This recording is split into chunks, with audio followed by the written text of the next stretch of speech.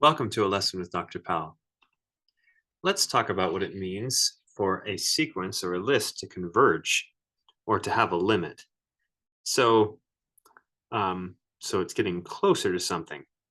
We use the word converge for limits of sequences, just as we have used them for integrals.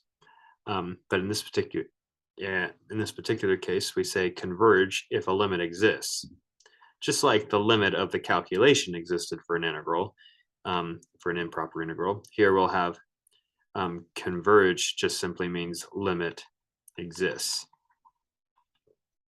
And we'll say diverge means that the limit does not exist.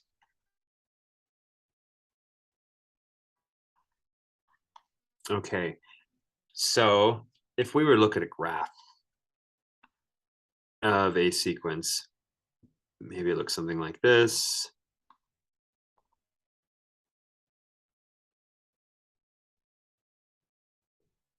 Now notice that the values for a sub n, okay, so this is n, the values for a sub n, notice how they're getting closer to the same thing. It's kind of stabilizing. That would be what we'd want. So all the values get closer to something. It's kind of like a function, kind of, the output of a function getting closer to something eventually. It's the same idea. In fact, it's no different. I mean, it's thought of in the same way. Rigorously, we can come up with a technical definition. Um, uh, what does it mean for the sequence to head closer to something like L?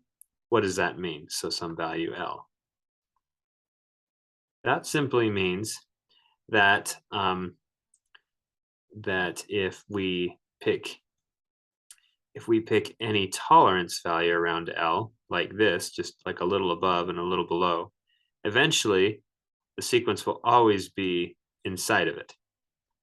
And if that's true for any tolerance we pick around L, no matter how small it is, that means we're narrowing in an L. It means we have a limit. So a technical way of saying that, give a tolerance, but a tolerance value we usually use with a Greek letter, epsilon. So we say, given epsilon greater than 0, there exists some point when we're always in, okay? So there exists a point, so maybe from here on, okay? Then we're on the inside of this. So there exists some point, I'll call it capital N. There exists n such that if our indexing variable here for ordinal position here, if n is bigger than n, then a sub n is always within epsilon of L. Another way of saying that is a sub n minus L, so the distance between these two, absolute value in case L is above it, to make this distance positive, just the distance away from L, is less than our given tolerance that we chose arbitrarily. And if this is always true for all epsilon, no matter how small they are, we're narrowing in on it. And that's kind of the idea. So it's basically the same setup as for a limit and what a limit is. This is a technical description using epsilons to describe, and n's in this case, to describe what's happening for if a sequence converges and actually has a limit. Thanks for watching.